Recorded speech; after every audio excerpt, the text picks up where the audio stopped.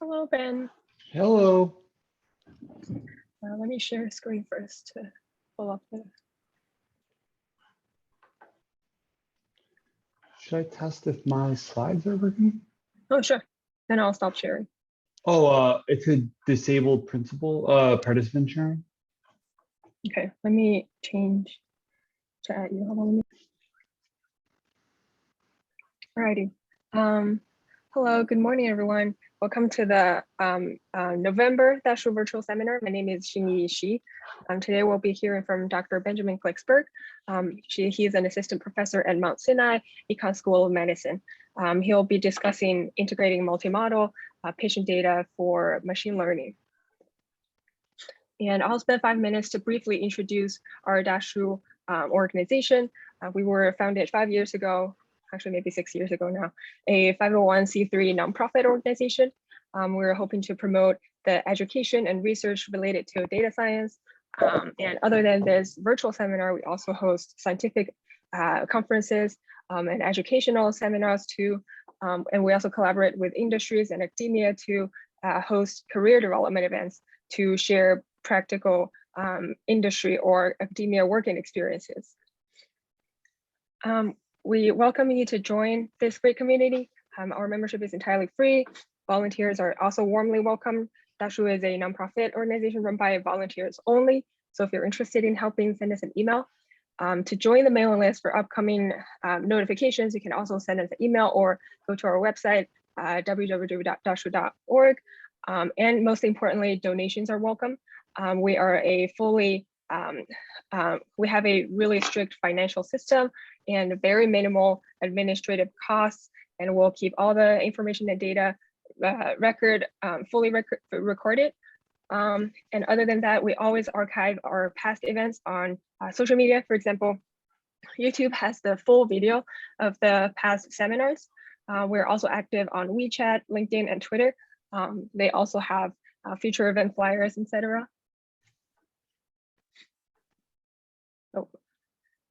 And here's the photo of all of our board members and volunteers and board members here. And finally, I'm thrilled to introduce our speaker today, Dr. Benjamin Glicksberg.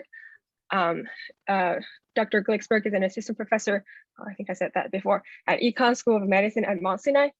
He works in the realm of clinical informatics, particularly involving electronic health record data. He uses machine learning to couple multiple multi-omic patient data, health data to forward and to expedite personalized medicine.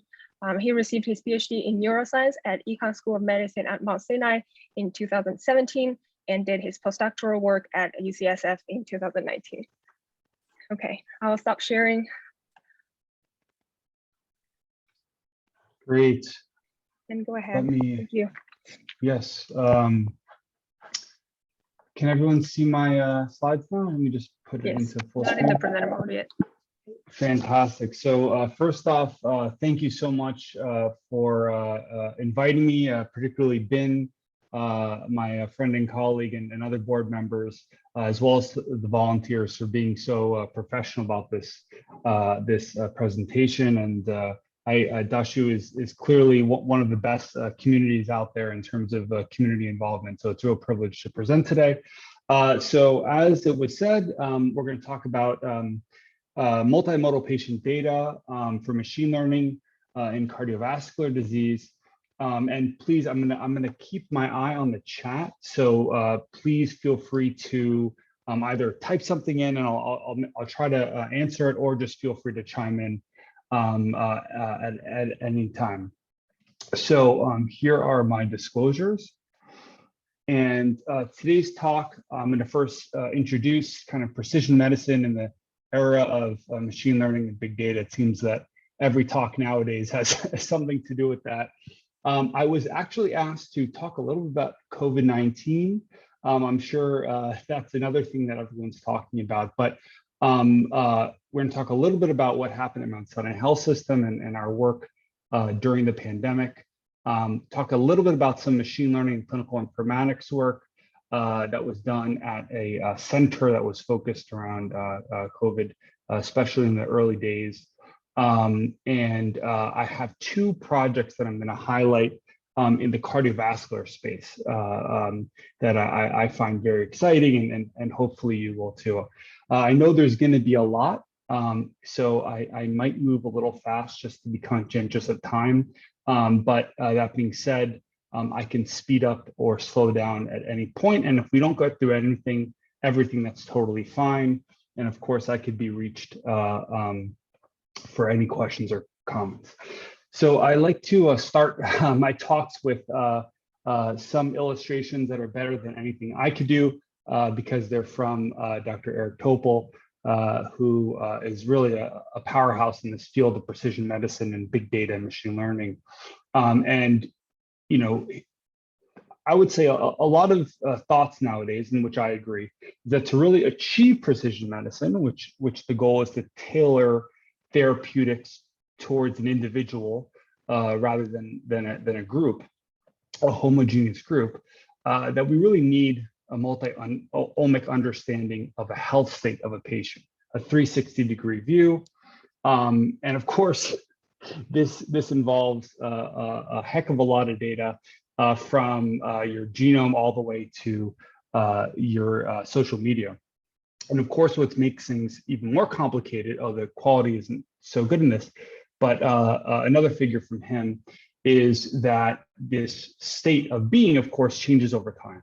So this is an incredible amount of data, and no perfect data set exists yet. The all-encompassing quantified self is not yet possible, just for limitations on technology and just how much cost would go involved in getting all of this. But I would say in the past decade, a lot of the components of the quantified self can be approximated by real-world data. Most often or most easily accessed in the electronic health records, which has been used for research purposes for a while now, but really I think ramped up in the past decade.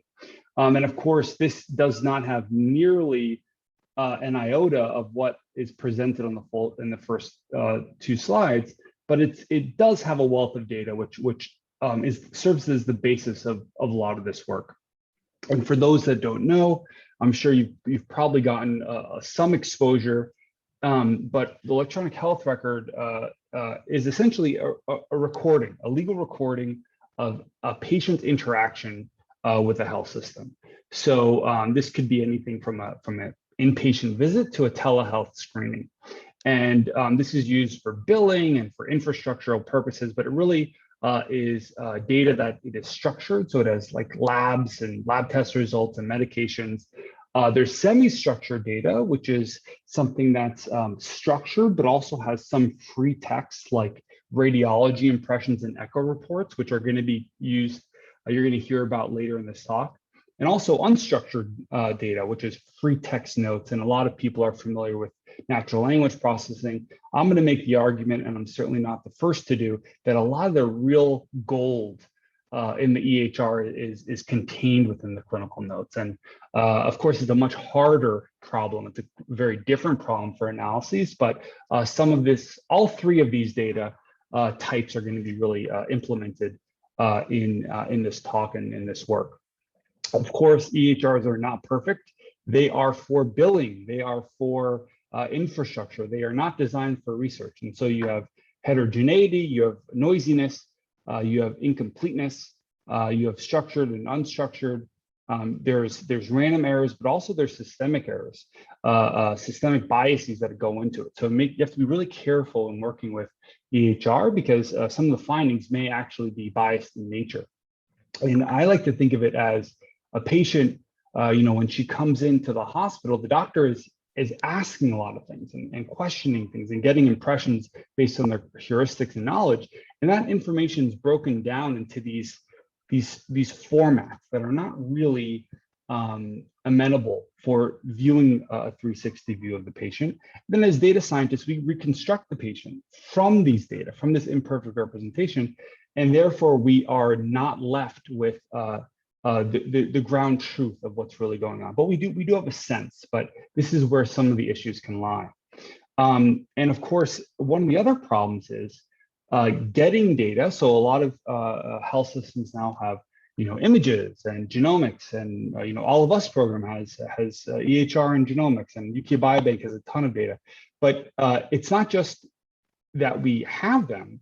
How do we actually combine them, right? It's not as easy as just saying, well, we're going to do things completely independently.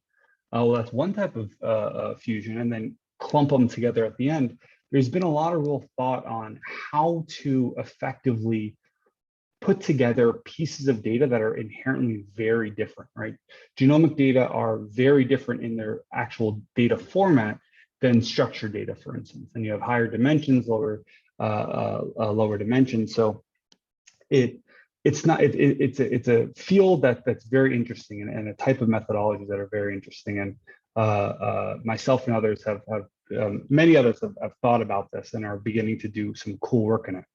So first I want to give just a throwback, because I know I was asked to present a little bit on COVID-19, and I just want to give some shout outs to a lot of work that we did, and that was inspired by many other health systems. But I feel like it's redundant now to even mention how devastating COVID was, but it was particularly bad early on in New York City, and actually in the Mount Sinai Health System was really affected early on. These, of course, are very dated graphs, but it was just showing what was happening when we first got here. Well, when COVID first came to the United States.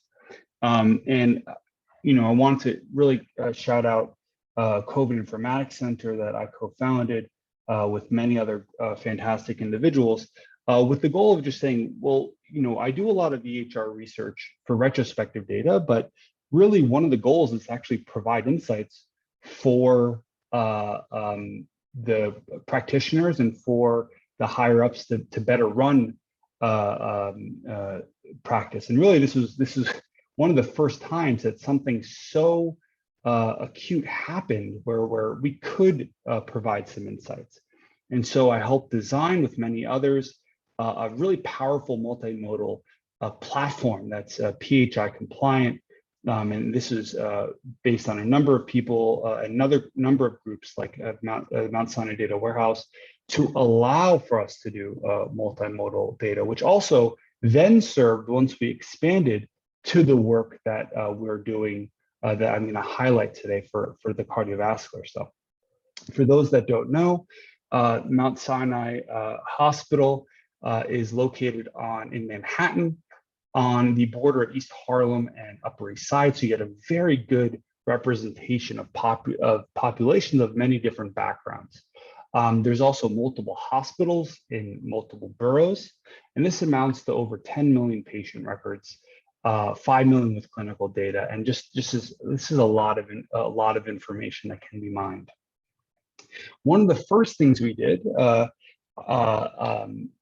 I'm not sure if the people remember, but when COVID first broke, there were 2 papers out in New England Journal, one from China, one from Italy, and there was very little information known about it. So we put together one of the first, it wasn't the first, but one of the first reports of what was happening in our hospital really soon after we got the data. So this is we started analyzing stuff about 3 or 4 weeks after people were coming in, and we're able to. This was run by an absolutely fantastic medical student, Ishan, and this was something very interesting because at the beginning, certain lab tests were not ordered because people didn't know what COVID was.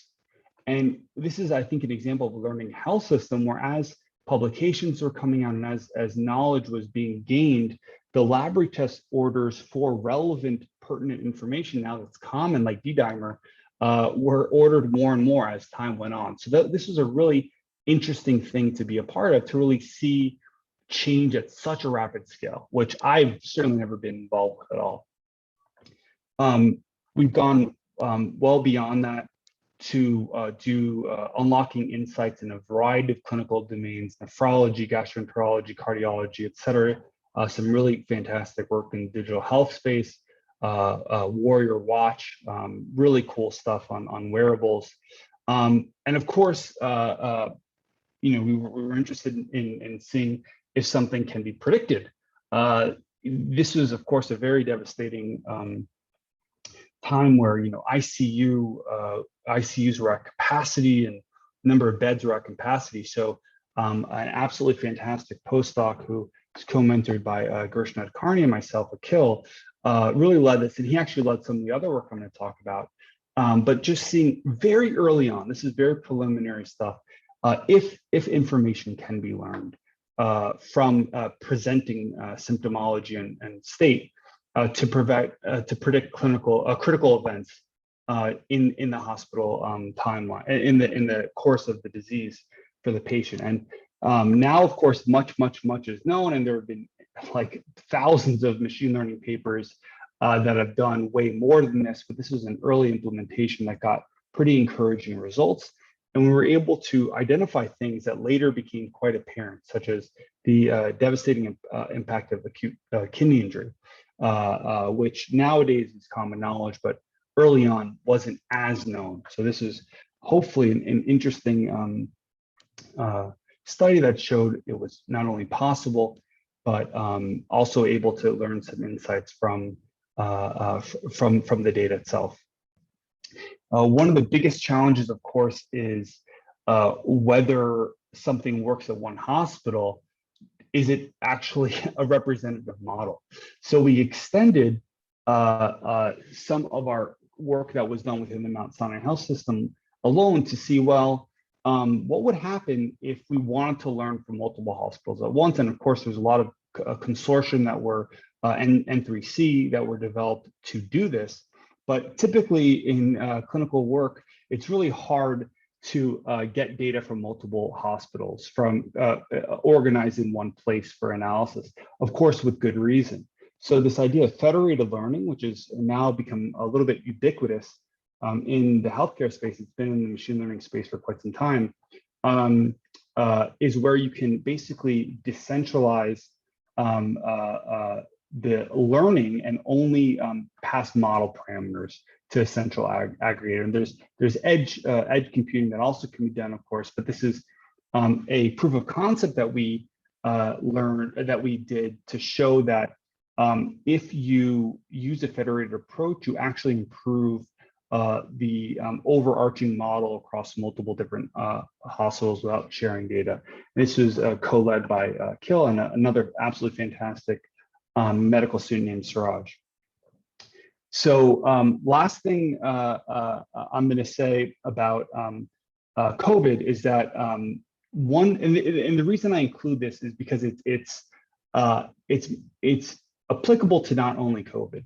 So a fantastic visiting PhD student, Tingy, who is co-mentored by Ying and Ariful in Indiana University, was very interested in the idea of what happens when you have highly imbalanced outcomes and limited training data, which we also had early on in the pandemic. But this, of course, is a problem that haunts all machine learning applications, but particularly in healthcare with smaller hospitals or rare diseases. So there's this idea of contrastive learning that's been around, again, in the machine learning space for longer than in the healthcare space. But it's essentially an idea to learn from examples of patients that are closer and more similar to the given patient, and pushing away patients that are dissimilar. And it's a way to kind of maximize what can be learned by doing a different kind of loss function, contrastive loss function instead of cross entropy. And what Tingy showed a number of things, but when you have very small sample sizes and when you have very high imbalanced outcomes, and again, what I mean by imbalanced outcomes is something like a very low prevalence, like 3% of individuals having an event. And he was able to show that using this contrastive loss function, the predictability was able to be better. We were able to learn more, continue to pick out salient features. And also when we do clustering, to show that the structure, it can be maintained. when you have a highly restricted sample. So this is I think a really interesting work that started with COVID, but now is being extended. He is extending it to other fields as well, and of course many other people are doing this as well. Contrastive learning also was very good in the semi-supervised learning space originally. So now I wanted to make sure to get enough time to speak about the primary works that I'm here to talk about, that are of course very different from COVID, but are relevant in that they're using multiple types of data. So the first work is by Kill, and it's about using deep learning algorithms to simultaneously identify right and left ventricular dysfunction from the electrocardiogram. And of course, I'm gonna explain all of that in the next couple of slides. So for those who don't know, I mean, I'm not a clinician, but so I of course had to learn this. But for those who don't know what an electrocardiogram or an ECG or EKG, if you're abroad, is basically measuring the electrical activity of the heart. And it's ubiquitous, often first line investigation that's done whenever there's any suspicion of something cardiovascular or otherwise going wrong. And what's great about it is it's very inexpensive. It's completely non-invasive, just involving electrodes on the skin, and there's no risk. It's something that's very easy to administer, but of course, expertise is needed to interpret. And for instance, to the untrained eye, this is just lines. But for someone with clinical training, of course, they can infer potential issues with the conduction of electrical activity within the heart, and potentially other issues as well. And so, in some ways, there's a lot of clinical heuristics that are standard and like pieces of cake for trained cardiologists, but in some ways the impressions can be subjective. And also there's of course a good amount of training that has to be done. So people that are less trained than many of the institutions that we come from, perhaps from an underdeveloped country and with less resources and ability, of learning, it could be hard to do interpretation. And also, I'm going to make the argument that there are perhaps patterns that have not yet been discovered, or hidden patterns that require complex interactions, which are harder to detect by the naked eye. So a little bit of more information about the ECG. During a heartbeat, you have different components of wave patterns that essentially move down the heart to open up chambers that allow blood flow to go through the lungs, come into the heart, go to the lungs, and get pumped out again with oxygen. And essentially, it is you have a series of electrodes that are placed on various parts of the body, in arms, legs, and on the chest, and they simply just measure electrical activity from a different axis. And understanding the abnormalities in certain axes can help cardiologists and other clinical practitioners begin to narrow down where abnormalities may occur and what those abnormalities may mean. So for those in the cardiovascular research space, ECGs actually have been used for quite some time. This is not a state-of-the-art, completely novel and innovative idea, but often ECG data are recorded in tabular format for a lot of analysis. And what I mean by tabular is this raw image or series of waveforms over time, which represent 12 different leads, gets aggregated into key components that are representative of this chart. So, for instance, one could get the atrial rate, the average PR interval across all leads across 10 seconds of time, or for however long it's being done for. And therefore, you get a single dimension, something collapsed, pre-computed, Well, the good news is it's automated, and the good news is a lot of machine learning can be done with tabular data. But the problem is you lose a lot of dimensionality, you lose some sense of temporality, and you lose a lot of data, right? So the multiple axes that I was talking about are reduced into a single dimension, which is can be very useful, but maybe less useful than the raw data itself. I'm not the first to think this, of course. This idea of raw waveform data from the ECG can actually be very powerful. And actually a lot of work has been done by many institutions, Mayo Clinic, Geisinger, UCSF, Stanford. Many places have shown that actually really powerful predictability, identifying subclinical signals that are not as apparent. This is actually a randomized control trial that's been done for a low ejection fraction, which I'll talk about in a little bit. These are just a few of possibly hundreds of really interesting papers that have come out. There's also FDA software as a medical device algorithms that have breakthrough designation status. So this is just one that I'm putting up here, but now there's several. So clearly there is gold in their raw data. And I presume that more and more information is going to be gleaned from it. And some of that, hopefully you'll see in the next, in this project in the next one. Oops. One thing that I wanted to highlight is the data that we have. So this is absolutely a labor of love.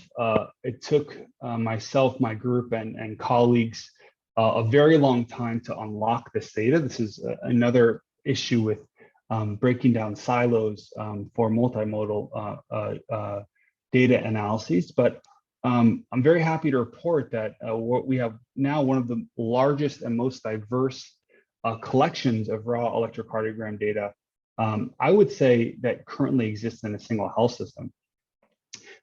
This is data from 5 hospitals representing around 8 million scans for over 2 million patients with diverse backgrounds. And this is, of course, this decrease happened very early stages of the pandemic. Now, of course, back in 2021, we have more data coming in, but this is just our original dump that we have. So the question that I think many of the papers that I just talked about in a couple slides ago and ourselves was thinking, can machine learning augment clinical decision support? And this is just one way that it perhaps can be done. There's several opportunities for implementing machine learning that's from the ECG into clinical practice. This is just one possibility. So in this scenario, a patient comes in, they're to the emergency room, their electrocardiogram is measured. We also have their electronic health record data, as it's being entered, but also if the patient was presented to the hospital before, we have their retrospective data that we can quickly connect to their current data. We could apply a machine learning algorithm and estimate the left ventricular ejection fraction and right ventricular function. This typically has to be done by a different test called an echocardiogram, which measures more of the structure and function of the heart, not necessarily the electrocardiogram. But the problem is it's more expensive, more time consuming, and requires a completely different assessment than just the ECG. So a lot of the work that I talked about before estimated left ventricular ejection fraction, and perhaps can help so this information that's predicted can be fed back to the physician, and she can potentially have quicker or prioritize referrals to cardiology, triage. She can do some initial assessments, just providing more information to the clinical practitioner to make an informed decision.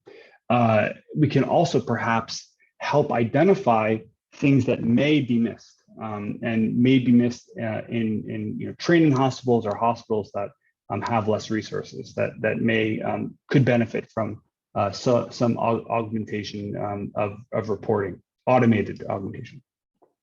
So the current product that I'm talking about, as I said, was to estimate the ejection fraction of the left ventricle, which is the blood that gets passed down with each pump. And this is a number. This is numeric. And I'll talk about the different ranges. There's a low. There's like a very low range, which is indicative of heart failure. There's a borderline range, and of course, there's normal. So by predicting whether there's an abnormality, one can get an assessment of heart failure, and it's very important, of course, for the left ventricle. The left ventricle. Additionally, there's potential issues that can happen with the right ventricle.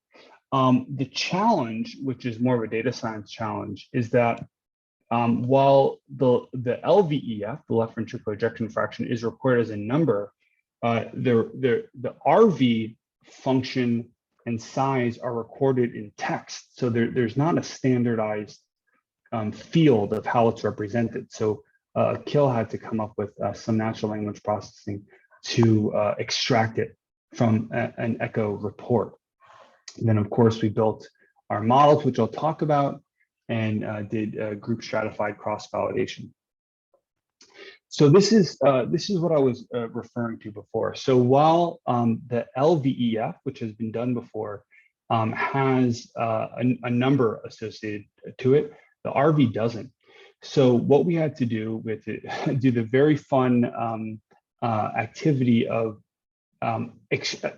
extracting it from this raw text, from this semi-structured text. And you can see here that it's actually quite difficult because, number one, they can be presented by slightly different verbiage, such as decreased right ventricular function, but also can be combined. So this is normal right ventricular size and systolic function. So this representation can be combined as one or separated. Same thing for RV size. So we could say that it's a normal RV size, or that there's right ventricular dilation, or that there's right ventricular size and function is normal. So they're complicated rules that also get even more complicated because different health systems have slightly different reporting structures. But from our work, we released all of the rules and heuristics that we use to derive these. So hopefully they could be used by other people as well. It's just the facet of requiring text data to even get labels for outcomes. And what we did now we have tabular data from demographics and comorbidities, as well as the tabular data from ECG. We also had the raw waveforms that were fed in to a convolutional neural network. There's many strategies that can be done here. For our purposes, we actually created a two-dimensional convolutional neural network like an image, essentially, and Akil actually pre-trained us on ImageNet. We have other work in the lab that used one-dimensional convolutional neural networks, like in our next project. There are several ways that this can be done, but this implementation worked well. And we also built a classic MLP from the tabular data, and then fed both of these into a separate MLP that provided some fusion of the raw waveforms as well as the tabular data, and of course did our classifications by either binary or numeric, which I'll talk about.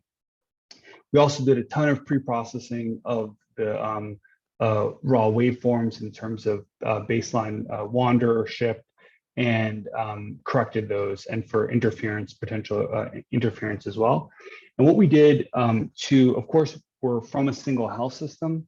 We did not have external hospital data, but we tried to at least emulate what would happen. So we trained on 4 hospitals with group stratified cross-validation where the proportions of outcomes were the same. And we tested on a separate 5th hospital, which I guess technically is external validation because no patients were overlapped between them and obviously no data from the ECG or echoes. But of course, this is a potential source of bias because, for instance, they're all in New York City. They're all even though the external hospitals in a slightly different geographic location, it's probably not as different as, for instance, California or a different country. But at least we were able to get some semblance of generalizability, at least outside of specific hospitals. So one of the unique aspects that we did is instead of saying whether the ejection fraction was normal or abnormal, we actually did something pretty simple where we just classified it by the new ACC guidelines for heart failure. So an LVEF of less than 40% is abnormal, between 40 and 50 is borderline, and over 50 is normal. And what you'll see here is that we were actually pretty dang good for classifying abnormal. And these numbers are very similar to other groups from other health systems that have done this as well. And we're also pretty good for normal. Now, the challenge here, of course, is the borderline cases. And one argument that my cardiologist colleagues told me is that inferring LVEF from the echo itself for this borderline range is actually quite difficult to pinpoint, and that there is a lot more discrepant reporting or ratings between reviewers. So the inter-rater reliability for this range is the least consistent in these. So this ambiguity, of course, we're going off of silver standard labels. We're going off the impressions from the reports. We're not going from the raw data, from the raw echo itself, which we're trying to do now. But this is one justification I would have for why the performance in this borderline range was subpar compared to the others. Also wanted to report that for the first time, we were able to classify RV dilation size or function abnormalities. And we did get encouraging results as well. And we were also able to, in the external validation set, get almost identical results.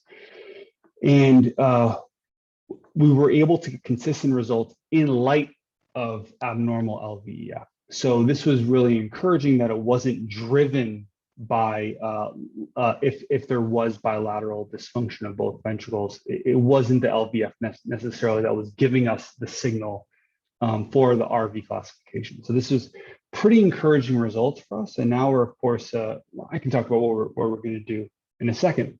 And of course, our precision recall curves were quite encouraging as well for the RV prediction in light of LVEF.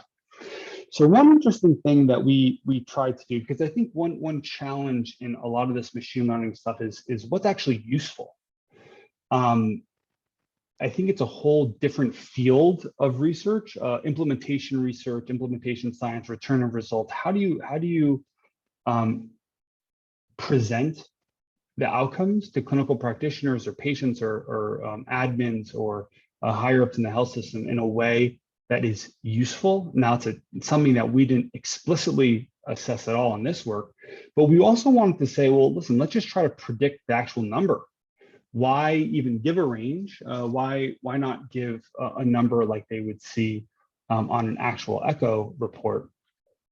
And we were pretty encouraged that we were able to, in a regression task, able to get to predict pretty accurately with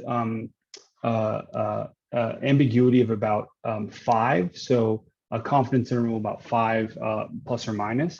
which of course is a little bit probably too ambiguous for actual utility, but it still was encouraging that, from a trend, we were able to see it, which actually held for an external validation. So this is something that, we're playing around with in future work of, well, how do you present it to a clinical practitioner that they might be able to utilize the information in their clinical workup and reasoning.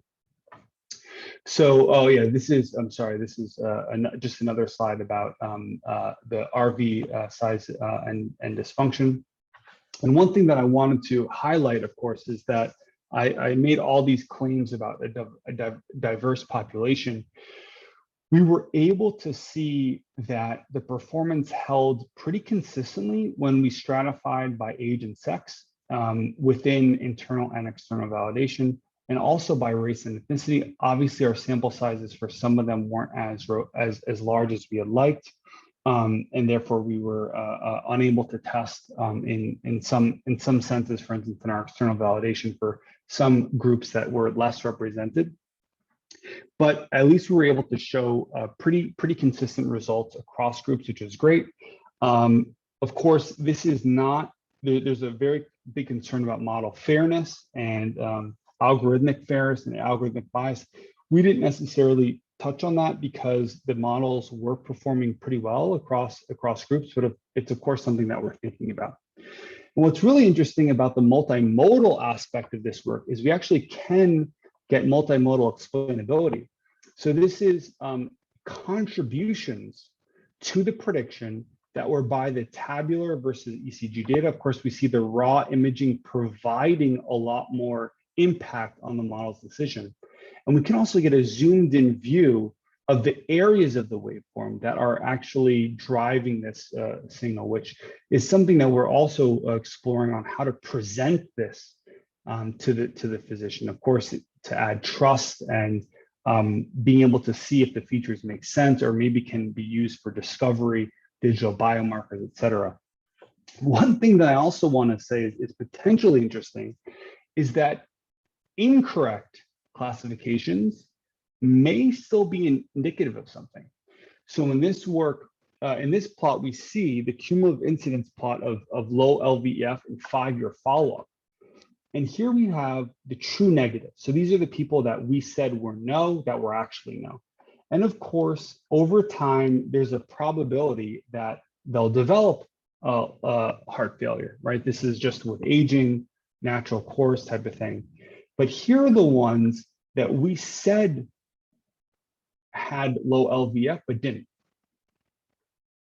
If we look at the cumulative incidence over time, this should be, in theory, the same as this, but it's actually not. There's orders of magnitude bigger increase of development over time for these false positives. So maybe there is some signal that even when wrong, can provide some information. And of course, this requires a lot of further investigation.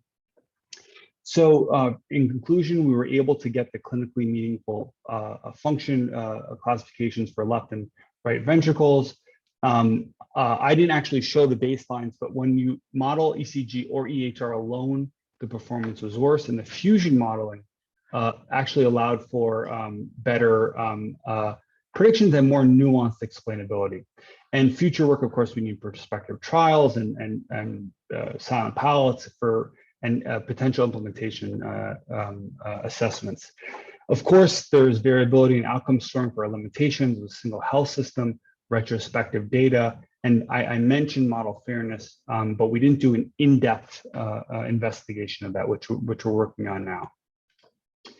So as with my last couple of minutes here, I have 10 minutes left. I also want to highlight another work that is similar in the data that was included, but very different in the application, the actual application, but also the goal. And this was done by extremely talented medical student Suleiman, who I've worked with a number of years, who's now internal medicine resident at Stanford. And this was actually coincidentally just accepted yesterday for publication. So I felt that it might be a good time to start talking about it.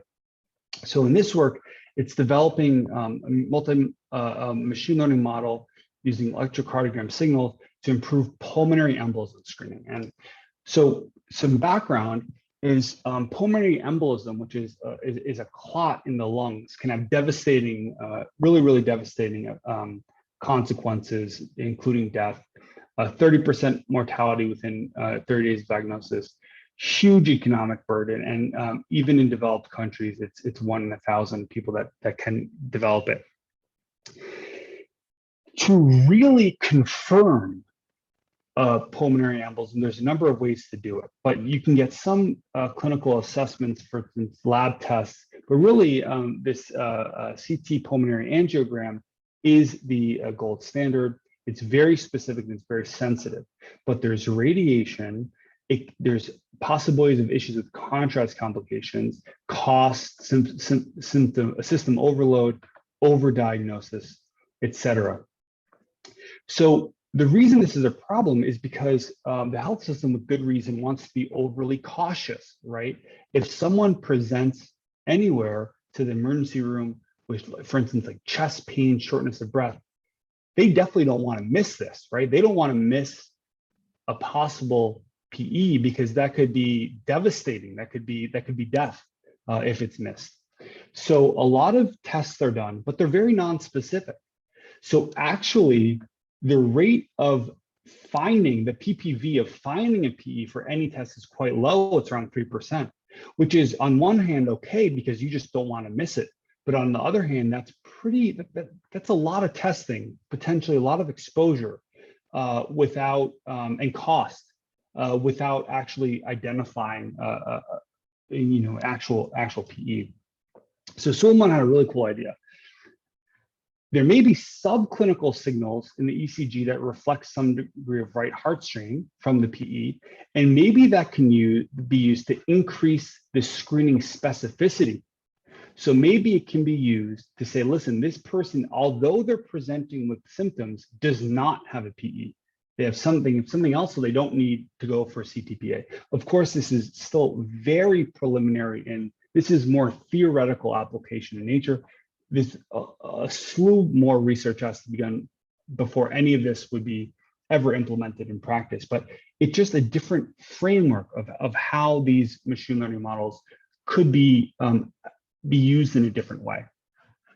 And what we used for this work, again, was the fantastic electrocardiogram and clinical notes. Instead of echo reports, we had CTPA reports.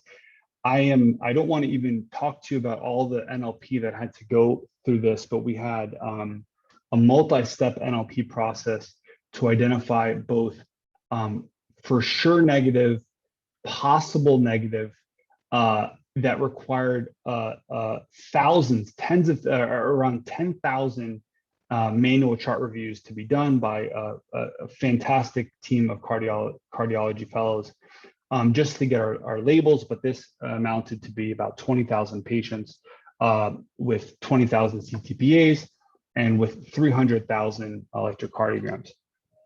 So like before, we did a stratified cross-validation for modeling. And we basically had a way of linking, of course, the CTPAs, the earliest CTPA to the electrocardiogram to only get one sample per patient for testing. And we only include information during the presenting time frame. So this is if there's a CTPA, we go 24 hours before it to 24 hours after, and say the electrocardiogram that was done within this time is associated with this PE, and if they don't have, if they have negative throughout it, they're also negative. So the framework that he did for the study design was like before. We have three different types of models, right? So we have the raw ECG, and this is actually one. Yes, I'll share these slides. So these.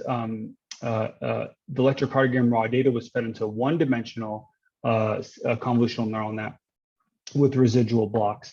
That the final layer before the fully connected layer was passed through PCA, which was then used as part of our fusion model. But separately, we also took the EHR data alone from lab tests and relevant information that's used for clinical workup for assessment of PE into an EHR model.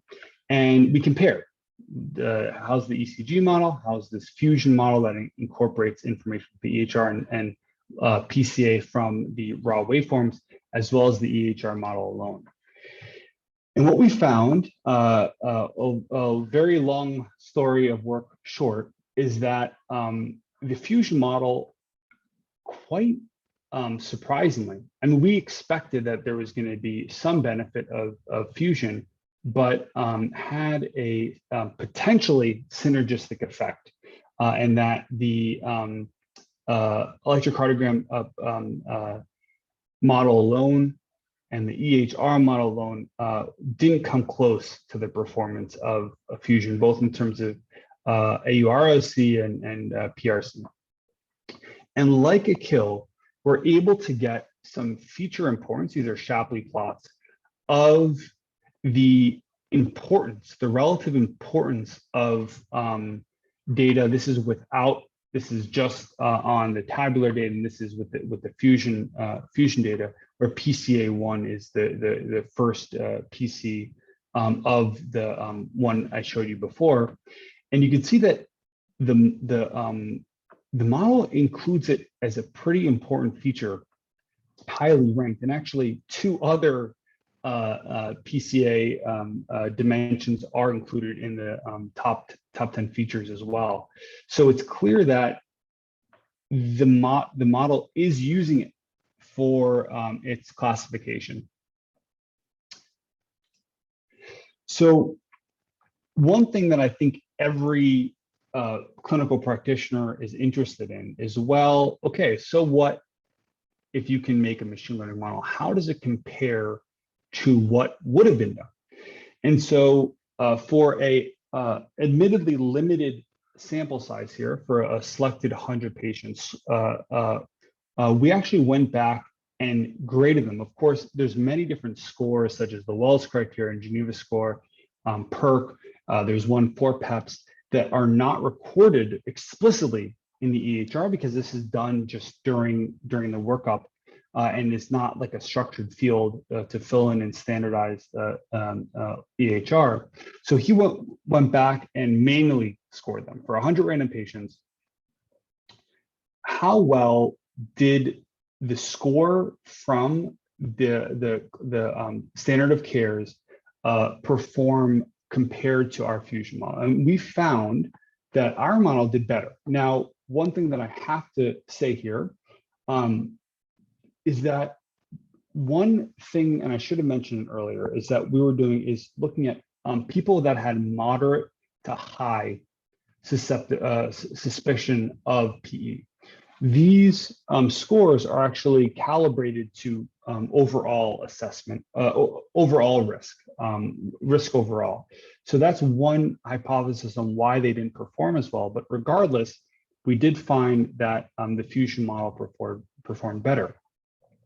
So one idea here, again, this is not an idea. This is just an idea. This is not implemented in any way, shape, or form in practice, is that in a suspected workflow right now, if PE is suspected, the clinical practitioner assesses the clinical probability of it.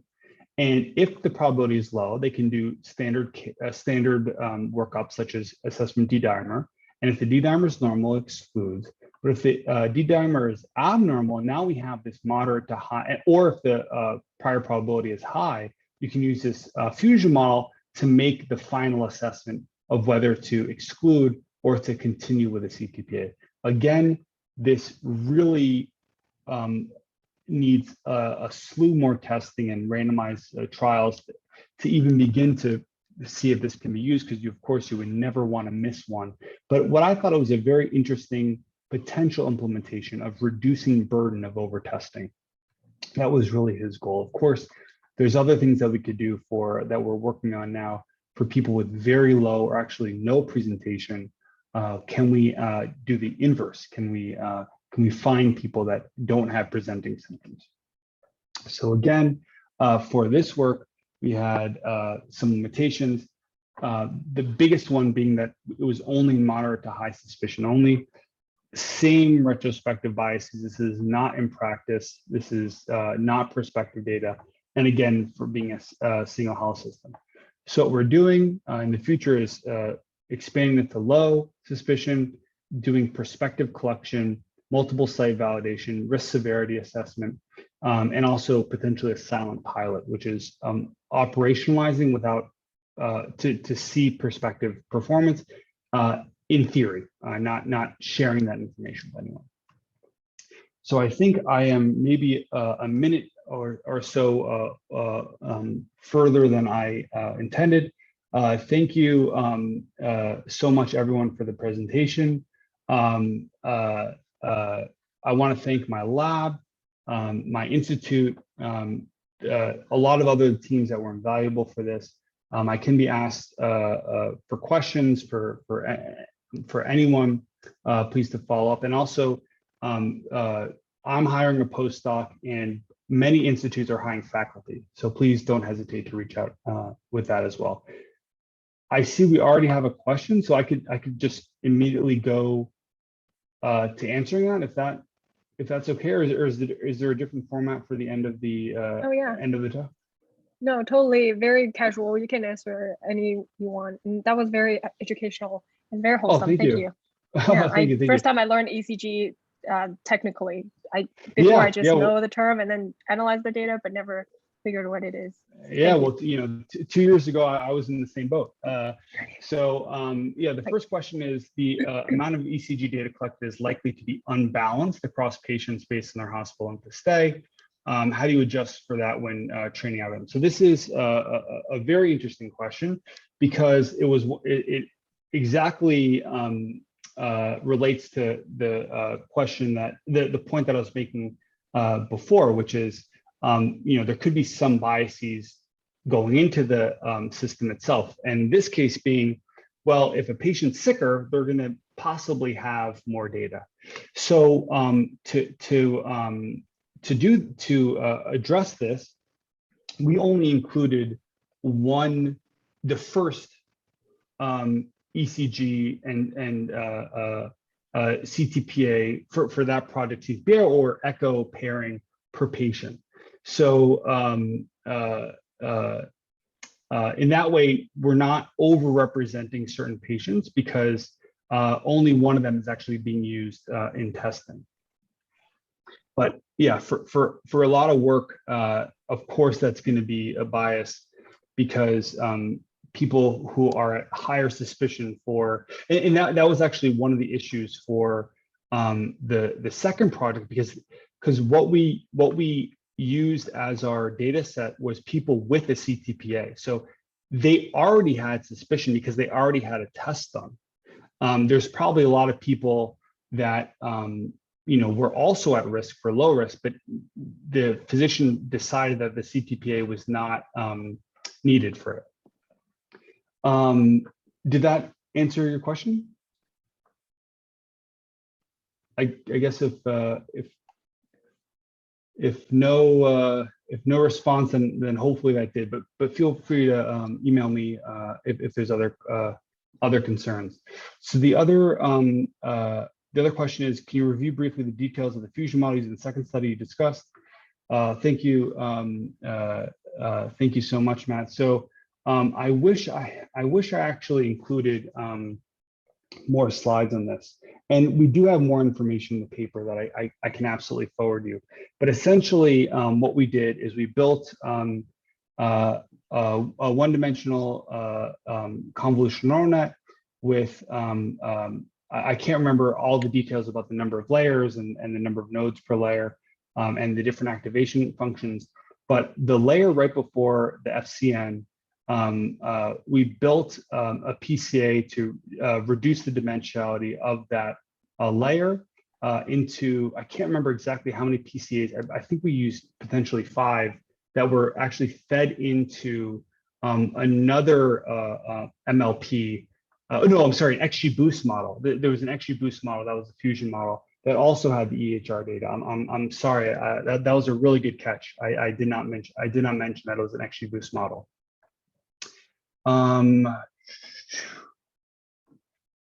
Okay, so JZ, let's go to the clinical performance.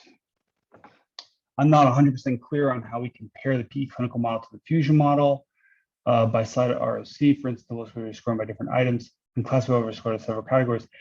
Well, right. So the different criteria is basically saying whether it's a probability that's being reduced to a decision, right? So a lot of these clinical risk scores, like CHADS-VASC, have an action that if you pass a certain threshold of score, you take an action. So what was done here is translating that score into predicting whether they actually had it based on the threshold of, and each score had something a little bit different that was used as the threshold for that prediction. Okay, super name question here. It seems that the ECG is a time series data, given that data across time points may be dependent here. What method? Oh, this is okay.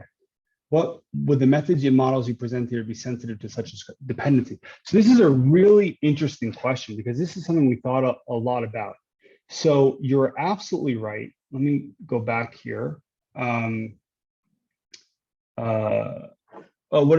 is a better metric to assess model fit? Just really quickly, I mean, I didn't show up, but we do have calibration plots and of course precision recall.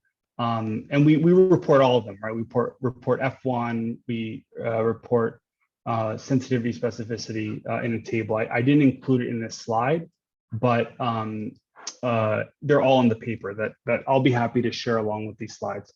So I know we're a little bit over, but I do have maybe another minute or so for BC's question here. So yes, this is snapshots over time. So it's about on average, like 12 heartbeats for 10 seconds. Now, this is a very interesting theoretical question because for continuous monitoring, like you have in a wearable or something like a Holter monitor that you're carrying around with you, you're getting hours and hours and hours and days of recordings.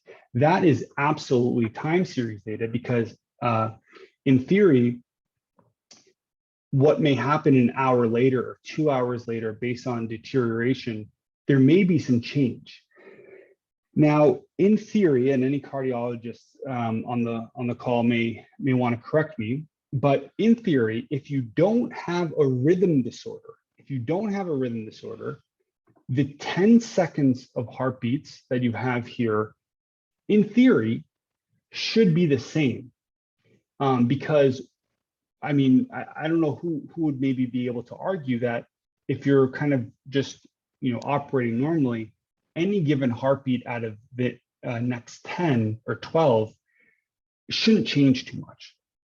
So this is a really interesting question. We actually have another paper that is in review or in review right now that addresses this, that we're actually in some ways potentially providing redundant information into a model that is not necessarily time series. So we actually have some potentially interesting methods to address that based on chopping up, based on some methods which I could talk about another time.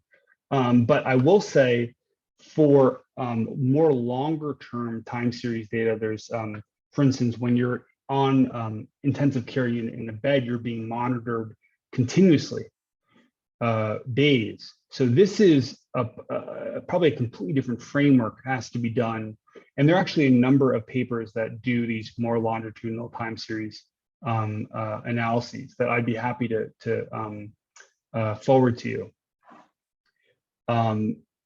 But yeah, hopefully that answered your question. Are there any others?